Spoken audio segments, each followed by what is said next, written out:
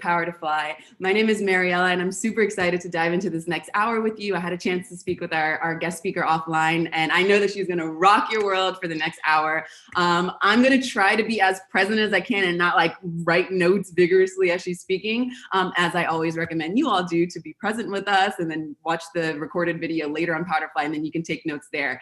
That gives me a perfect moment to go into some housekeeping rules. So you are here with us for the hour, and if you're watching us live on YouTube, we appreciate you. If you're rewatching this recording on Power to Fly, we also appreciate you.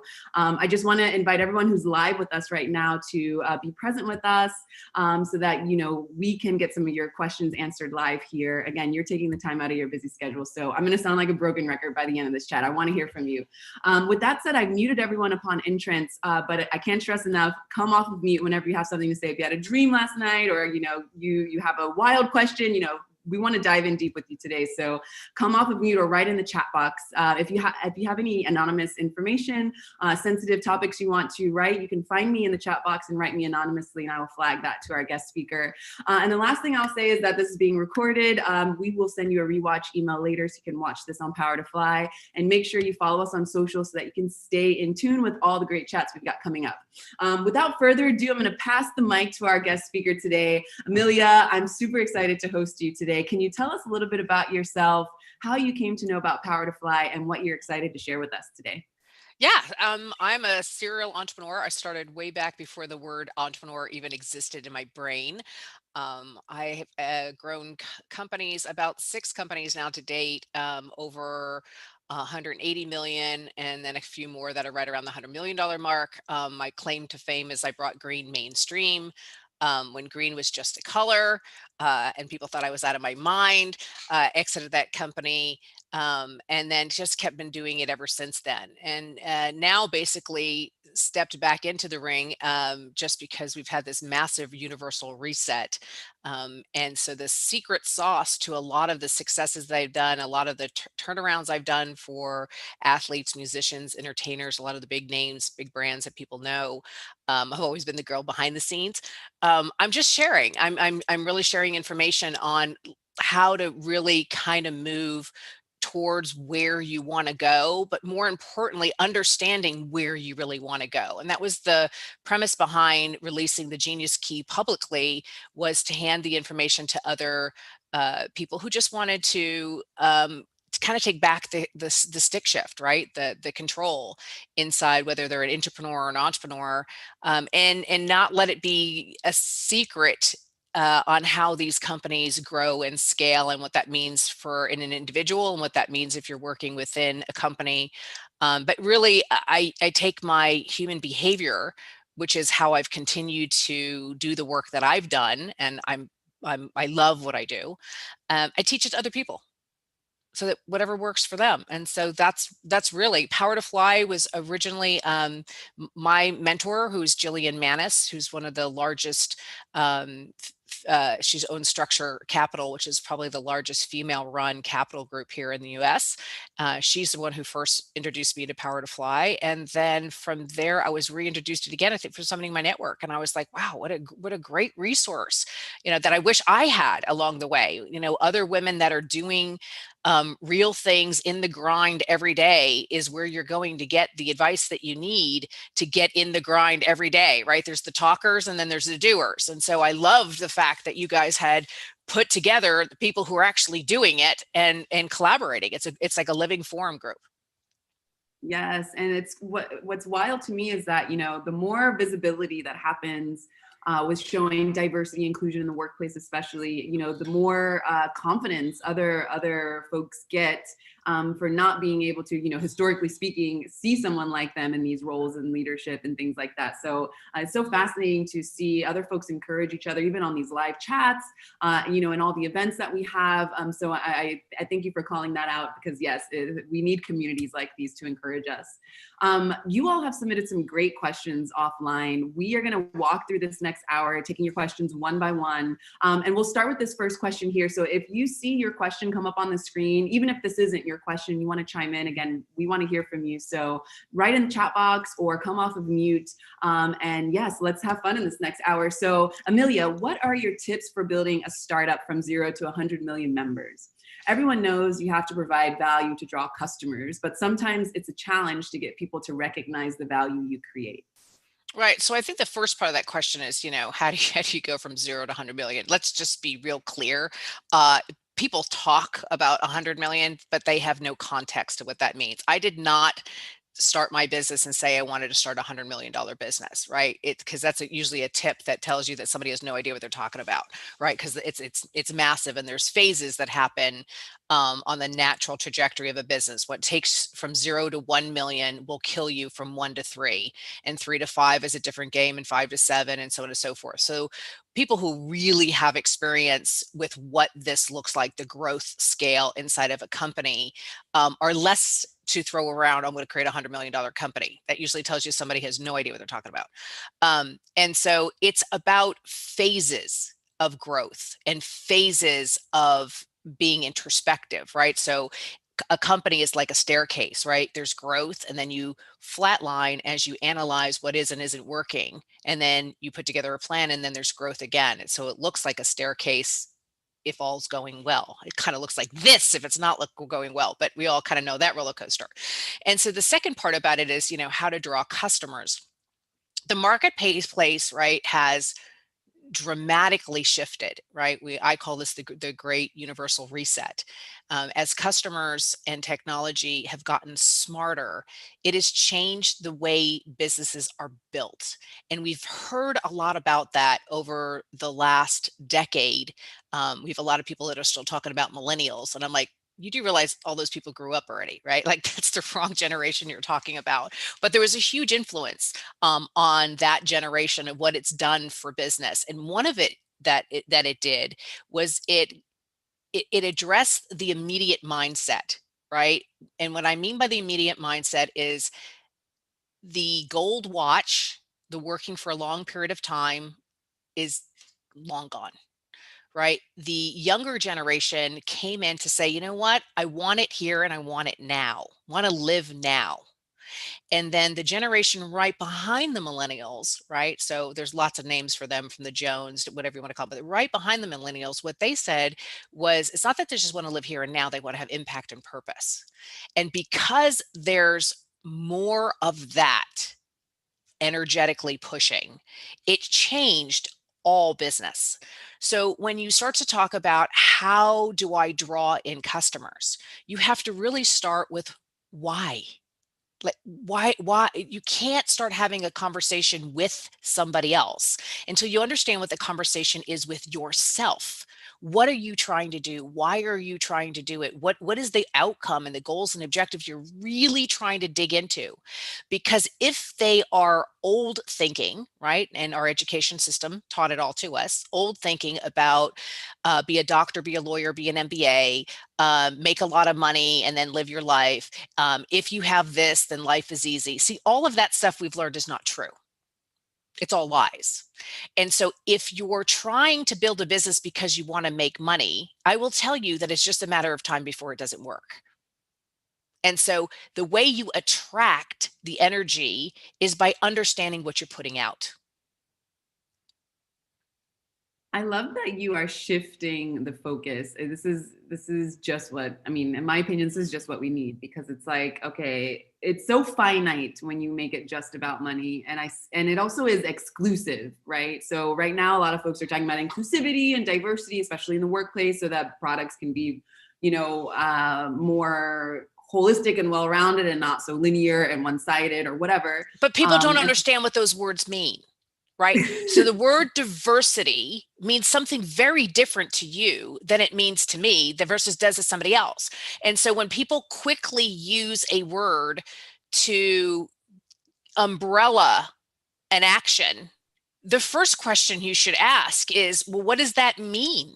What are you really trying to accomplish? Let's get in the weeds of what you're talking about, because when you get under the conversation, where nobody wants to get into that stickiness, you start to really see where the problem is that you need to solve, right? So diversity, which is a very popular word right now, it makes me laugh, because diversity is based on your perspective, right? So if you're in a different country, diversity means one thing. If you're different race, religion, tall, short, I mean, everything can be diverse, right? And so what do you mean? And then you have to figure out, well, what are you really trying to accomplish, right? And so when you're talking about from the business lens anyway, is to provide more opportunity, to be able to provide more resources, to be able to equal the heavy lift to a destination, right? Well, that actually doesn't fall underneath the word diversity, right? That's your responsibility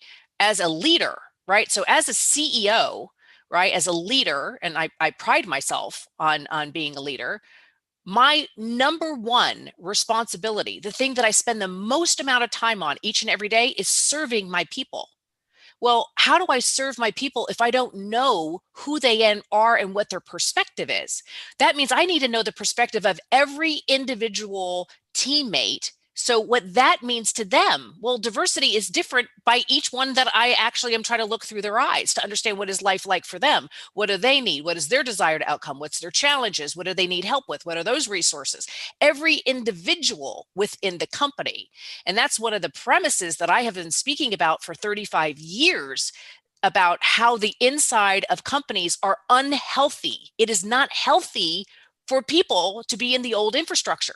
We have so much evidence that tells you it's not healthy for men, for women, for different races, for different places in the world, from different educations. It's just not healthy. It leads you to a dead end. And so we're like, okay, you have to break the model. I know people want to do like a little change, or maybe we'll just tweak something and do a different version of something that's old. No, it doesn't work. It doesn't sustain. And so you have to start from, what are you trying to do? And then what is the glue or the core values of what you stand for, and be articulate enough to say, this is what I stand for, and be okay with that, because it's not going to fit for everybody. So if you're a company that's 100% vegan, right? If that's your shtick, and you're like, we have no leather, we don't wear leather, we don't eat animals, we just whatever, we're pro-plant, we're whatever the thing is that you got to be, then you have to stand up and say that's what you are. And great, celebrate that's who you are. Then for somebody that eats meat, or somebody who whatever, they can say, okay, I love that that's your thing.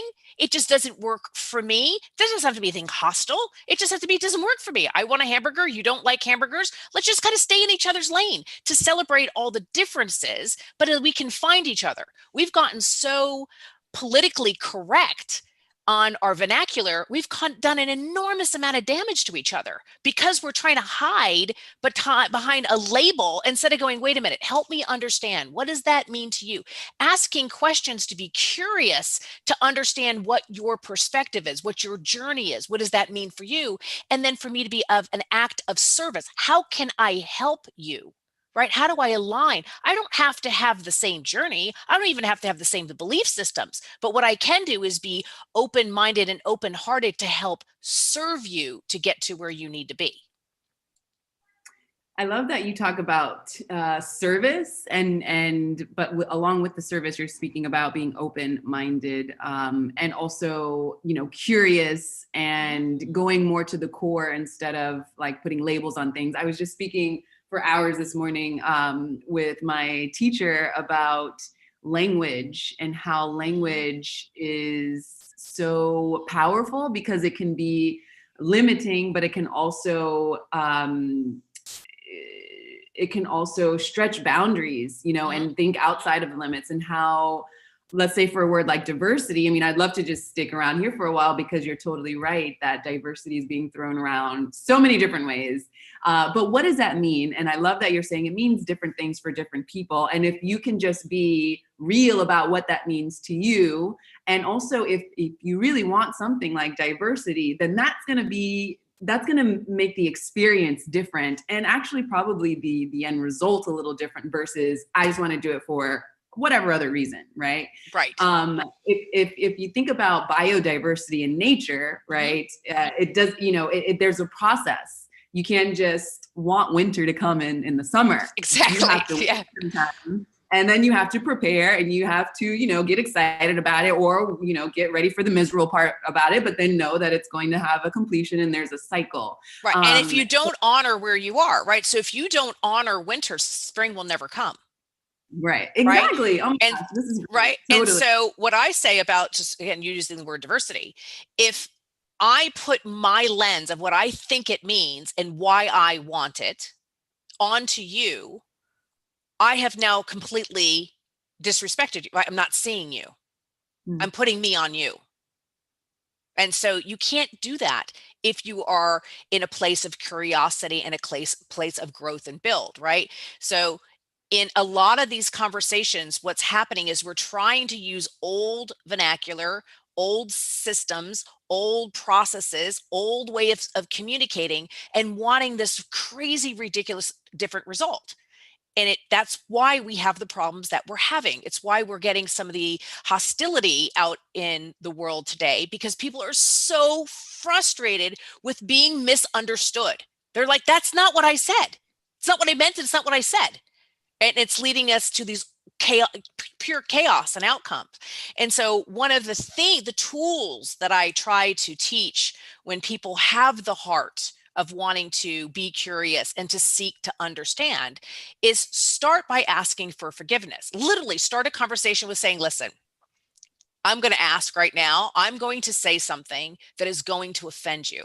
I'm going to say something that's hurtful. I'm going to unintentionally cause pain. And that is not my intention.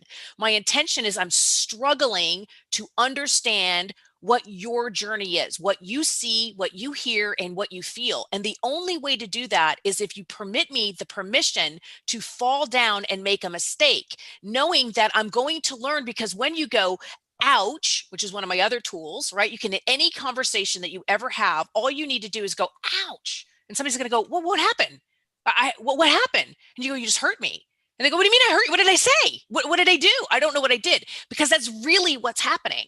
But you have to have a response to go, ouch, right? You just labeled me this and that hurt me. And I go, well, why? Explain to me why, when I use that word, it caused you pain. Explain to me why that tone of voice. Explain to me how my limited thinking did something that is affecting your side. That's your responsibility. Your responsibility is to let me know that I'm causing, right, either an energetic vibration or pain or disrespect. I have to understand, or I can't do better. I first have to know, when did it occur? And then you have to tell me, what did I do? And then for me to go, okay, here's what I think I'm going to try to do differently. And for you to validate, yes, when you do this versus that, Amelia, it's better for me. Well, now we're both learning, because most pain is unintentional, right? Ignorance is unintentional. It's ignorance.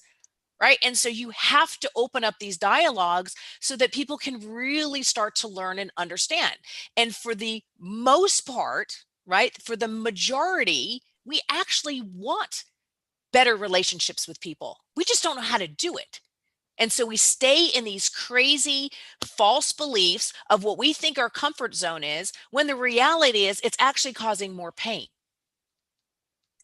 So this is great. I feel like there's so much to dive in here. And I know that we've got some folks on the line who probably want to chime in as well. But I'm just curious to know, what kinds of questions should people right now be thinking of who want to build quote unquote diverse teams, diverse companies? How can there be a less homogenous way of seeing diversity in order to really get to the core of what people are hoping to fix? Well, so that was the problem that I took on, right? So I took it on typical Amelia fashion, right? 2 feet in and not apologizing for it at all. Remember, I've been criticized heavily for years on my thinking about and my being outspoken to say, you can't help but bring your biases into your decision making, because you believe what you believe, right? So I say, once you know, can you unknow? And so that's the process. And so when you're making a decision, you're doing the process of elimination to try to make the best decision that you know. So, what's the tool to use to eliminate your biases so that you can just look at the data? right? Which means you're going to take the human out of the equation. That was the whole purpose of me creating the Genius Key, was to first show you what your genius is, not what your parents told you, not what your friends have told you, and not even the lie that you're telling yourself in the mirror, right? What truly is your genius? And then what does that mean in relationship to money and happiness and impact and all of the other things that are important to humans, our hierarchy of needs? And when you look at that objectively as a human, now you can make some decisions because you're really looking at your own reflection, which is not an easy thing to do, right? And then to take it a step further for companies and people who are building a team, whether it's a team of 2 or a team of 200,000, is to say, now let me take the Genius Key and be able to apply it to the desired outcome, and then let the matrix say, if this is what you say the outcome is, here are the people's keys that you need in this order in order to hit the outcome. So I can't see you. All I know is that you've got a key that unlocks my outcome. I don't know who you are, whether you're black, white, yellow, green, Christian, Muslim, Jew, where you are in the world, whether you have your MBA from Wharton or none at all, because I don't care. All I care is you've got a key that unlocks my success. Once you, meaning you on the other side, click yes, I'm interested in one of those projects, I now know you're a female. Why would I care before? Why would I care about anything other than you've got something that unlocks the keys to my success? And then for me to understand and go, wow, I never would have thought you were the one who had my next key, because my brain is going to say to me, oh, whatever it is that your myth is, right? The myth is, oh, if you're younger, then you wouldn't be a good strategist because you haven't had enough time in the trenches. If you're older, then all that stuff that we get in our head, which is our false beliefs, get in the way of us making the decision on how do I pair the next action with the next desired outcome, so that as you're moving on a team or moving within the company, you're not putting your false beliefs on other people, because that's limited. And so the other thing that I wanted to do inside of a company is make it all self-driven. Now, let me tell you, a decade ago, when I said out loud to other CEOs to make all the work inside of a company self-selected, CEOs were freaking out. They were like, there's no way my team will never pick up the work. They'll never do this. They'll never do that. Oh, the company will never be successful. I go, it's interesting to me that we know that people are the secret ingredient to success, but you don't trust that they're going to do the work. And what we find inside the Genius system is people pick more work than you ever would have given them, because it's only the work that matches their keys. They're not doing the work that they hate because they don't have a key for what they hate. They have a keys for what they love. So why wouldn't we give the power back to the people to say, here's all the work inside this company. There's no labels, which means it's not operations or admin, whatever. Here's all the projects that fit your keys. Which one would you like to take? And you go, I like this one. I would like this one. I would like this one. I would like this one. And then when you pop up, I go, oh my gosh, this is so great. You're on this team. Now I know what key you have. I'm like, oh, so you have the sales key. You're like, no, not this time. I'm not working on it. I've got the finance key. And I'm like, wow, now I get an opportunity to experience what it's like with you on a finance key, when I just assumed you didn't even have a finance. How would I even know you had that key? Because I only know you in a different context. So fascinating. I'm interested to hear if anyone else on the line has some questions, and especially about your this process that you've created and developed for teams to be able to essentially unlock and open up different ways that they can share their talents with each other. I love that. And it's only based on data, right? It's data, right? So here's what we know for a fact, right? It's not Ameliaisms, it's facts. Go Google it, right? Is that 80 some odd % of people who have a degree in a certain field don't work in that field. Right. So because they did that as a favor for somebody else, right? Somebody else forced them to get whatever weird degree they have, right? We have people who have day jobs, but most people have some other hobby, some other thing that they're doing in their spare time. So what they're doing to make money and what they actually enjoy are going into two different directions, which that leads to unhappiness, right? So how do you get it parallel? So what you love to do and what you're good at doing, which is the thing you can't see. That's what you can't see because you do it so naturally. And so for you, it doesn't get on your radar, right? And so we have another genius exercise, which is called the letter to my friends, right? Literally send a letter, send an email to 10 people that you spend the most amount of time with, right? So whether that's your colleagues, your friends, from whatever it is, 10 people, and just say, why are we friends? Why are we friends? And why you think people are friends with you is 100% not why they're friends with you. And what you'll find also from doing this exercise, and I'll just give myself as an example because it's easy for me to pick on myself. I used to think that I was easygoing. And I used to believe that the reason that people were friends with me was because I have a very big heart. And so I'm a people pleaser. And the reality is, none of my friends are friends with me because I have a big heart and I'm a people pleaser.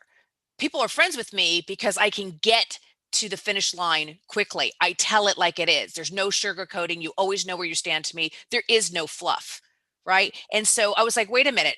I'm spending all this time trying to be soft and warm and cozy and kumbaya and over accommodating and let me help you do this and let me help you that. And that's not what people wanted me to be friends with. And so it gave me back so much energy because I don't spend time trying to be something that A, is harder for me to be, and B, it's not why people are energetically attracted to me anyway. People find me when they're trying to make a decision. People find me when they're looking to take the next level up or scale.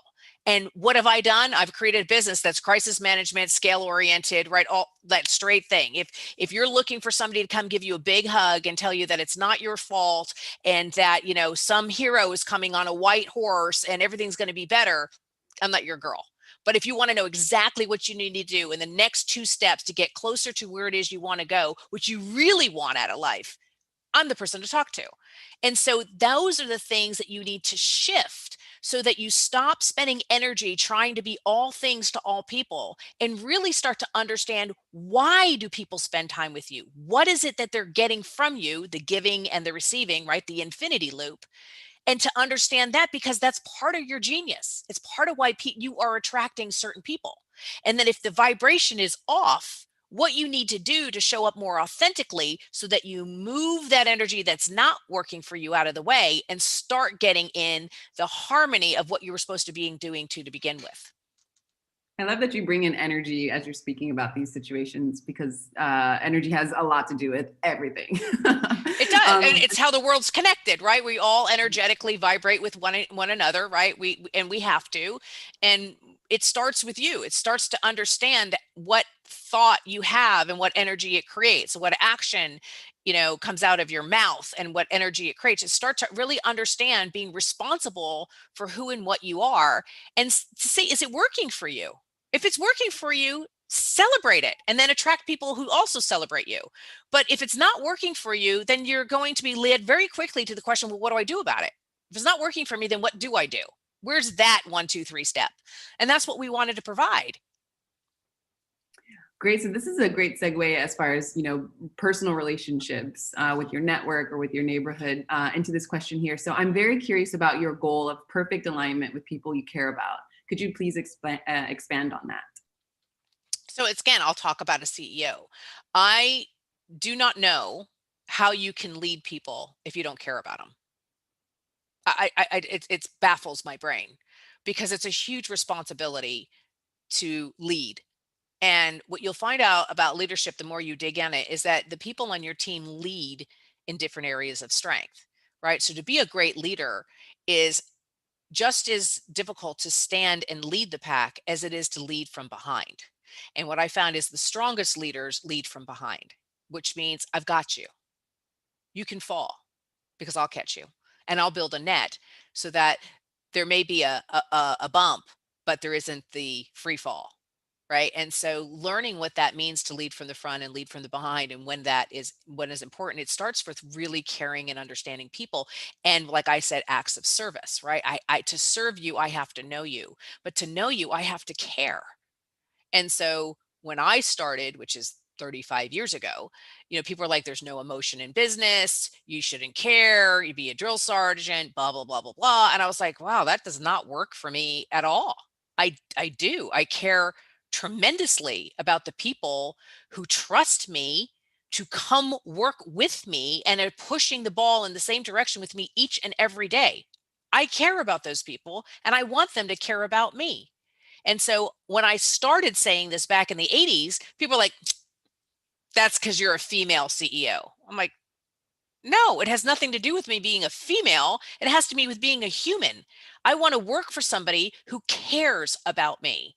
I want the people that are with me to know that I care about them. What they say, what they do, and what they think, and how they live every day, it matters to me a great deal. And so setting the change of the foundation of how we're starting and how we're building a team, and that when you're in your area of genius, I trust you to lead because that's not my area of genius. So I can walk with you, I can walk behind you, and I can walk in front of you with the same respect, because at the end of the day, it's going to take all of that to get to the finish line. So we usually have a lot of questions about imposter syndrome from live callers on different topics. Actually, I'd love to I see you laughing now. I'd love to hear you speak a little bit about that. And I say that because a lot of folks are either pivoting careers or, they're one of the first to look the way that they do, at the table, like all of these kinds of obstacles that reveal themselves at work in the workplace, and they're figuring out how to navigate through imposter syndrome. I'd love to get your 2 cents on that.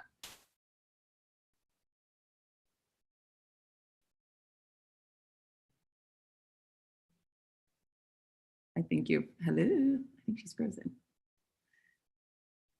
Can you all hear me okay? Maybe it's me that's frozen. Okay, perfect. Okay, it looks like Amelia is a little frozen. So maybe we'll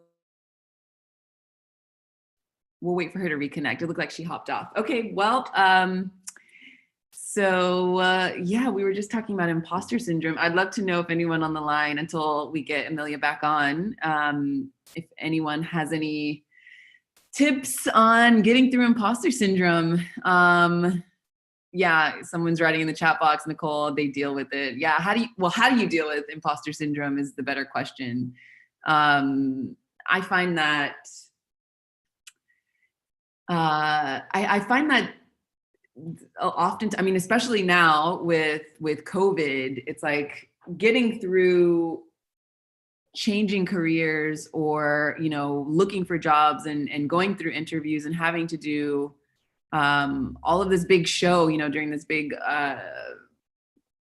global crisis. It probably has a harder effect, I would assume, for imposter syndrome folks feeling imposter syndrome. I know it's a pretty sensitive topic. But anyway, if anyone wants to hop off of mute until Amelia comes back on, that would be nice. Tell me about what you're doing today. Okay, yes. So Lydia writes here in the chat box, I find it reassuring when I hear others sharing their own feelings and moments of imposter syndrome. Absolutely. I think that the more we can be transparent and share stories so that, we know that we're not alone, I think that definitely helps. I was doing a chat recently. Hey, Nicole, thanks for turning your camera on. I see you. It felt like we were all going through like a big therapy session because folks were chiming in with how unfair it is to have to deal with imposter syndrome in this just in the tech industry in general, and just that, in my opinion, and what we decided on the call was that there just hasn't been, historically speaking, enough room at the table for leadership to happen in a more diverse way and an inclusive way. So I know I'm rambling now, but Nicole, feel free to chime in if you got something. Oh, yeah, sure. I'll just chime in here and say that, I think I used to feel more imposter syndrome, but one kind of like what Lydia's saying, I find it reassuring when people share that they also deal with imposter syndrome. And when you think about people even like up to Michelle Obama saying that they deal with imposter syndrome, but beyond that, honestly, attending nearly every single chat and learn every day, that has helped me tons. It's really helped me put into perspective a lot of the skills and value that I bring to the table that I didn't realize prior to participating in so many chat and learns. Honestly, and I'm not, I am definitely pushing the chat and learn program, but also just really like listening to so many different women across so many different fields, from entrepreneurs to executives to just really just amazing people sharing their stories. It's so helpful. And I don't know if you share in that, Mariella. Yeah, I think that it makes it more like tangible, more real when you can see that someone else has gone through that, and it makes you warm up a little bit with that. Hi, Amelia, we see you now. Hi. I was like, what happened? Perfect. No worries. I'm happy to have you back. We were just talking about imposter syndrome. I know that you were going to pick the mic up on that. So feel free to give some tips or tricks for people that are feeling imposter syndrome during these crazy times of COVID. Well, so help me understand how you guys are defining imposter syndrome, because, I have my 2 cents on what I think an imposter is. So, share.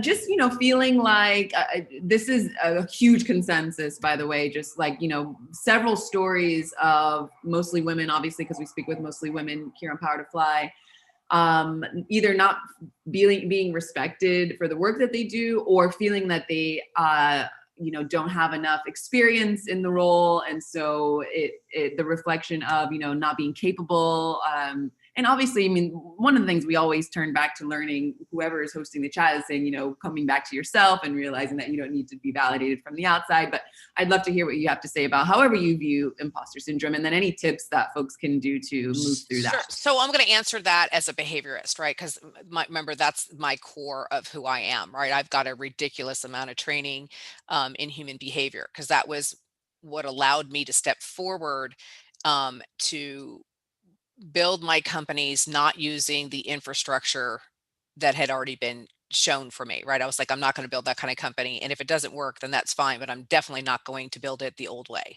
And that was before. But so when I started in business, there was Whoopi Goldberg and Barbara Walters. Those were the only two women for my eyeballs to see. There was no Oprah, there was no Martha Stewart, there was no Meg Whitman, there was nobody like that. There was two women, and I was like, well, I'm not funny and I don't want to interview people. So there you go. And so when you talk about that chatter of, well, why me, or how can I be dreaming that big, or what if, whatever, those are all myths, false beliefs, dark shadow thoughts is what I call them.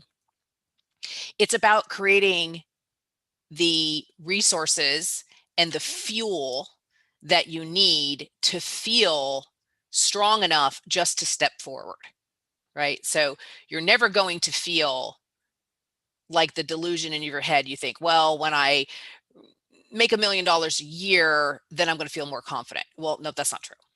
When I lose weight, I'm going to feel more confident. When I look younger, when I get that job title. No, you can fill in the blank with anything, and you're never going to feel like you think you want to feel, because the whole premise of life is learning, right? And so if you're not learning, if you're not uncomfortable, right? So the true definition of learning is being uncomfortable. And so you've got to go through phases of being uncomfortable. So you're learning, and then you kind of flatline and recover and heal and kind of enjoy a little bit. And then you go back into learning again, because why would we ever want to be stagnant? The fountain of youth is to stay curious and to continue to stay learning. It's what allows you to connect with every other human in the world, because most good humans are trying to learn, seek to understand.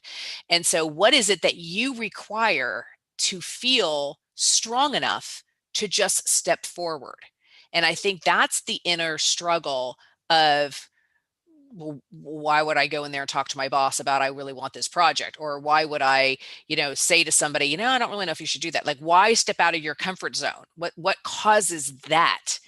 And those are tools, right? So it's by talking to other women and getting it out of your head and getting it out loud, because sometimes when you say something out loud, you go, actually, that sounded better in my head than when I just said it, or you talk to somebody who is living what it is you believe is going to bring you some type of joy or happiness or financial reward, right? So that's where you talk to somebody who's living the journey that you're talking about wanting, and then hearing that. I mean, it's part of the reason why I try to make myself available when people say, I want to run $100 million company. And I'm like, great. So you're going to run $100 million company. You do realize you're going to give up the relationship that you might want with your kids or with your spouse or with your community or with your family, right? There is going to be a give and take.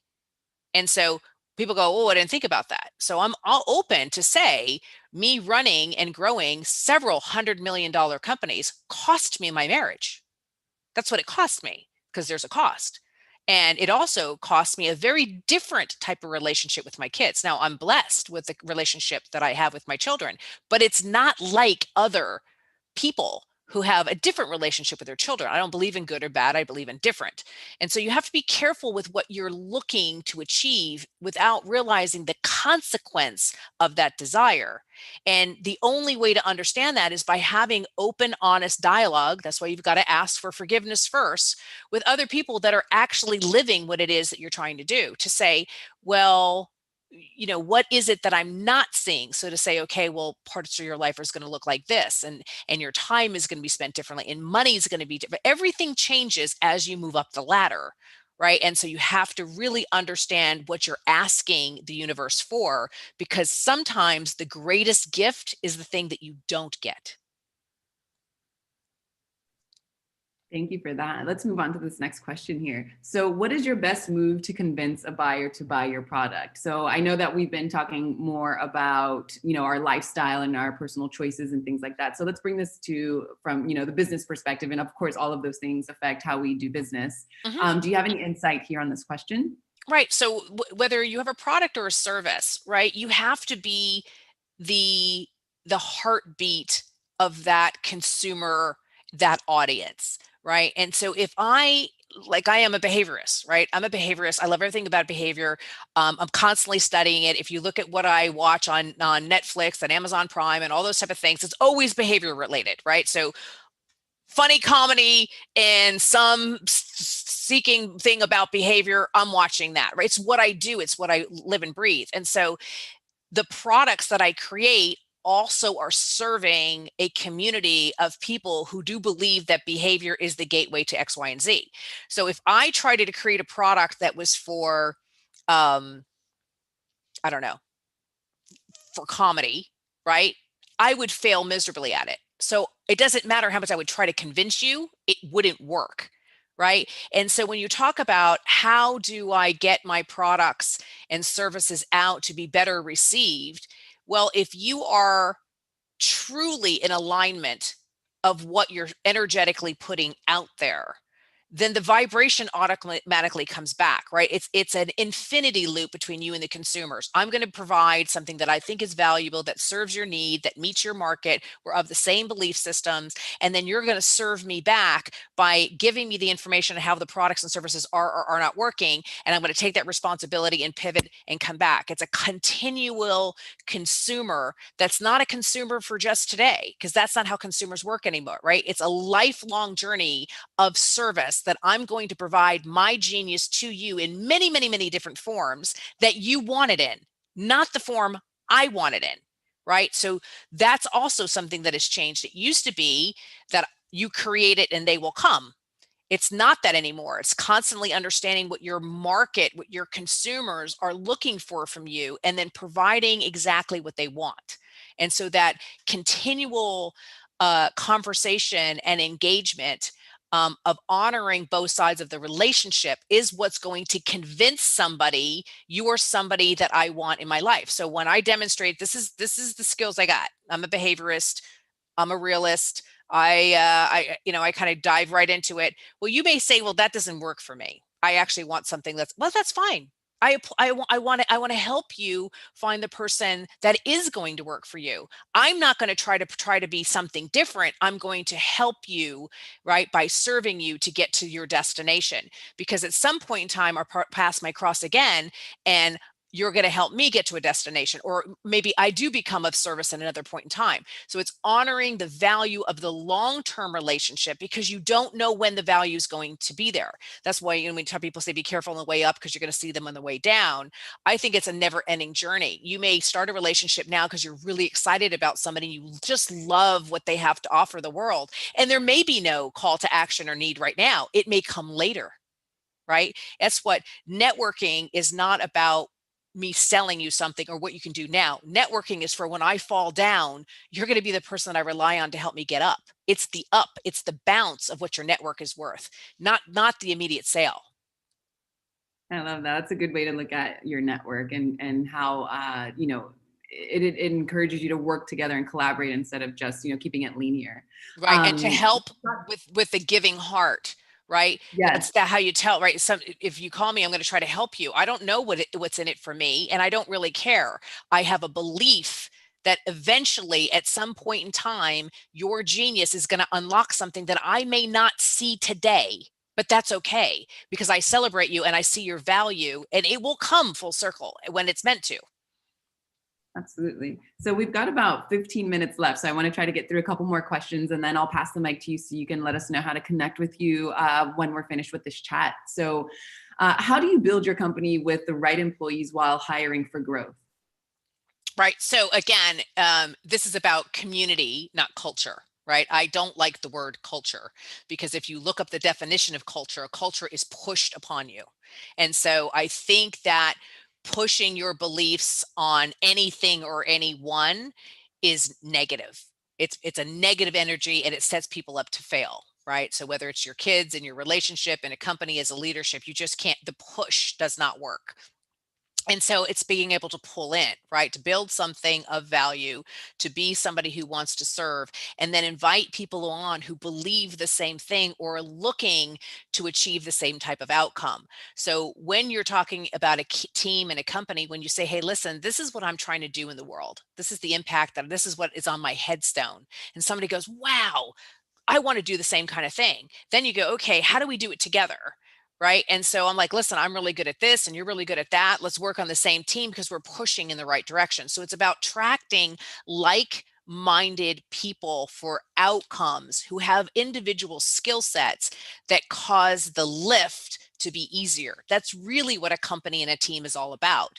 And so you first have to understand, what are you trying to do? Why are you trying to do it? Is your genius in that equation, because any one of us is only one ingredient in the recipe. So you need to find the other ingredients in order to be able to bake the cake. And so the we mind is the only mind that will sustain. A we-minded company is the only company that's going to sustain. And if you don't understand what the we is, right, understand each individual and what's in it for them, then you can't really have a business plan, because it's too egocentric, and companies with egos will die. Just a matter of time. I love that. It's dropping like flies all around us right now. It's true. So what if someone right now, do you have any advice for someone who is in a company right now that is very egocentric, that might be even afraid to leave because, there's so much uncertainty happening now? Do you have any advice for people who might be on, those kinds of teams or in those kinds of companies? So first of all, the first false belief is that there's no such thing as uncertainty, right? We're no more uncertain now than we were a year ago. So anybody who thinks that you were safe and secure a year ago more than you are now, that was just the story you wanted to tell yourself. Right? Because you can get hit by a car at any moment in time. You can go broke at any moment in time. Life has a great way of just throwing something right at you. So we're actually less uncertain than we were a year ago, because what we know for certain right now is everything's changing. So it's the biggest opportunity ever in our lifetime. And so if you are giving your talent and your gift to others and it's not being celebrated and embraced, stop doing it. Because tomorrow will be no different. Next year will be no different. 5 years from now will be no different. The only thing that's going to change is you're going to be more bitter, angry, and resentful because you gave the best of you to somebody who did not value it. If you have a gift, right? there's a million and one people out there that are looking for you. They just can't find you. And a lot of the time, the reason why we can't find you is because you don't know what your gift is, right? So that's why we say, shake your tail feathers, speak it, find your signature, get what you want out to the people who are going to celebrate you, because none of us are indentured servants. You don't have to do anything. You choose to.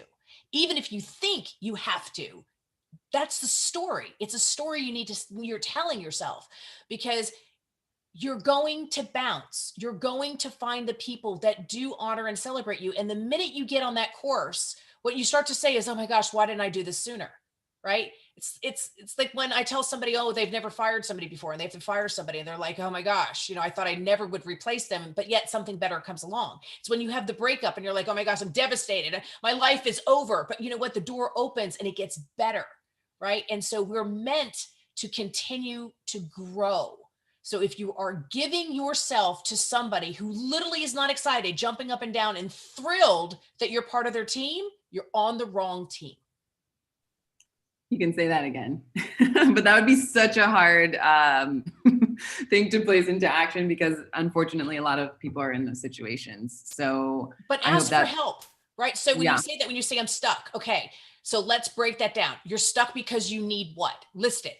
I need 90 days of security. Okay, what does that look like? Okay, what are things that you're paying for that actually could be donated or merged? Whatever. When you actually break it down to what do I actually need to get from where I am to the other side, and you break it down, it's actually not as scary as somebody thinks. And you're always within 3 steps of what you actually need, right? You just haven't put your foot out there, right? To say, okay, I actually really want to work for a company like that's over there. And then you find out, oh, listen, somebody that I know somebody is connected with them, or I'm connected on LinkedIn, and you share that, right? Here's my key for your success. And then it's, if you believe you can, you will. And if you try not to do it alone and you ask for help, you'll get help. So nothing is impossible. Nothing. I love that. And I agree. Nothing is impossible. All right. So let's move on to this next question. And we've got just about 8 minutes left. So I'd love for you to respond to this question and then let us know anything else you want us to know about the Genius Key system, how we can connect with you offline, and then any food for thought that you have for us. And just we can end the next 10 minutes like that. So I'll read this question here. What strategies might you recommend to overcome muscle memory in mature legacy organizations? I want to effect change through implementation of practices and tools such as your Genius Key system. Right. So when you talk about muscle memory, right, it's about really getting honest about what is working and what is not working, right? I call it stop, start, and swap, right? So you're going to continue doing the things that are working. So let's first identify what is working and why do they work, right? So that you understand the why, again, not through your lens, but for other people that you're serving. Why does that work in this specific environment, to really understand it? And then identify what absolutely positively is not working. And then do we understand why it's not working? Sometimes it's because it's antiquated. Sometimes it doesn't meet the marketplace anymore. Sometimes it doesn't serve your current teammates and team members. But let's find out what's not working, right? So that you can stop the habit of just kind of going through the motion. You have to literally identify on your projects and tasks and saying, these things we've all looked at as a team and we've agreed they're working. Perfect. Let's stay doing that. These are not working and they've got to go into the problem bucket. And we're going to get to those in a second. And other things that we have to swap out, right? So when you actually just start talking about, what do I have to swap? Like you mentioned it in the beginning of this conversation, right? So you came into awareness that you have to swap some of the words that you say, right? And so just by taking something simple as that and saying, I'm going to stop using the word can't, and I'm going to say I can, right? I'm going to stop thinking that I couldn't make a drastic change, because why would you think you couldn't make a drastic change? What, you're not smart enough, you're not strong enough, you don't have a bit, like what is the story you're telling yourself and why you can't do something? Because I don't see that you can't. I see that you can. You just need the tools, or you need some of the actions so that you can. And so by just getting out of the muscle memory that leaves you stuck and living the same day over and over and over again, the only way to get unstuck is to challenge everything. And so if you're very rooted in your routine and you've been somewhere a long time and in the same groundhog day, then start with get up at a different time, get off, sleep, move on the other side of the bed, right? Break your habits from the get-go so that your brain goes, whoa, wait a minute, what's going on? So you're in total awareness of what you're choosing in your day, right? So simple changes is going to give you that perspective that's going to allow to say, okay, does this work for me? Does sleeping on this side of the bed work for me? Yeah, actually it doesn't anymore. I've done it for too long. I want to try the other side of the bed. Actually, I want to try a different room, right? Does having coffee in the morning, does it work for you? I don't know. Let me talk to you at 3:00 to see if that coffee in the morning is really working for your hair. Everything, question everything that's going through your day to say what small change is going to be the thing that unlocks the growth in the scale. It's not going to be the thing that you think it is, right? So sometimes it's just making a new friend or somebody that you already have in your network that you actually don't know very well. And you start having some conversations on them. You're like, you know what, wait a minute, I need a little bit more of you in my life. I need more of you and less of that over there. And so that is what helps your muscle memory never become just your unconscious habit, right? And so start with 3 buckets. This is what I'm going to start doing. This is what I'm going to stop doing. And this is what I'm going to swap out to see what happens. I love that because it leaves room for breaking habits and developing new patterns that could potentially serve you. And then if not, just, try it again. Right. And when you break a habit, you find a whole myriad of false beliefs that are attached to the habit. Remember, habits are there because they want us to believe a story that we're telling ourselves. Great. So anything else about the Genius Key system that you want to speak with us about? It sounds super fascinating. How do we stay in touch with you? How do we inquire or find you online? And then, give us some food for thought to end these next 3 minutes. Sure. So if you can spell my first name, you can find me anywhere, right? Amilya on all of the social channels. You can find me. I answer all my own stuff. I try to get to every single question that I have. And the Genius Key is easy. Like it's literally less than $40, and it gives you your reflection. It tells you what makes you a genius. And then we can take that further if you wanted to compare what makes you a genius to see if that's what you're actually doing by day. Is that what's showing up in your company as a leader, in your career, with your boss, in your partnerships? Because if your genius isn't being celebrated, you're going to feel empty. You're going to feel every human, doesn't matter who you are, needs to be seen, heard, recognized, and celebrated in their value language. And so if you don't have those 4 pillars clearly understood for yourself, you're going to feel stuck. You're going to feel like you have no choices. So let's fill in the blanks to let you see what the other world is seeing from you, and then pair you up with the companies that are going to celebrate you, or within your company, pair you up with a project that's going to celebrate you. Because a lot of times it is right underneath your nose. You just don't see it. Okay, and then last question, because I want you to talk more about COVID if you can, just for this last minute. Specifically COVID, specifically the global crisis that we find ourselves in. Any food for thought as it pertains to, everything is going virtually now, and people are, as you said, nothing. It's always been uncertain, but especially now for some people. So specifically relating to COVID, do you have any food for thought? Sure. So what I'm doing with my clients is I took their calendars from last year, like Q4, Q1, right? And I take a look at their commute time that they used to have, like all of the stuff that was tactical that we had to do as we moved from meeting to meeting and in and out of the offices and stuff like that, right? There was hours, 2 to 3 hours every day that we spent in logistics that we're no longer spending. So how are you investing those 3 hours for an ROI, for return on investment? Are you spending that in learning a language? Are you doing it for leadership development? Or how are you taking those hours and investing in? Because what I find on most people's calendars is they've replaced those hours of commute with empty calories, right? Something that's not causing them to further grow in their career. You need to take your commute time that you used to invest in yourself right? Getting to and from work or whatever you're doing, and invest it directly into you to enhance for that next level. The other thing for COVID is your digital presence is more important now than it ever was before, because that's where the world went. So even if you didn't believe in social and digital and your platform and so on and so forth, you better believe in it now, because people are looking for you. So something very simple just on your LinkedIn to say, here's my genius. This is who I am, and this is what I'm fabulous at, and I'm looking for projects. Right? I'm looking to connect with you. I'm looking to build whatever it is. Put your call to action right up there onside your linking. That's your calling card. And if you can even take it a step farther, just put up on your social presence, right, a link that I can learn a little bit more on you. If you're on TikTok, or LinkedIn, or Instagram, or Facebook, so many of those links I click on don't work, first of all. So make sure go test your links. Or if they do work, they don't tell me squat about you. Well, if people are trying to look for you and I'm trying to bring you an opportunity, I can't even connect you with your next best thing because your stuff isn't tied up.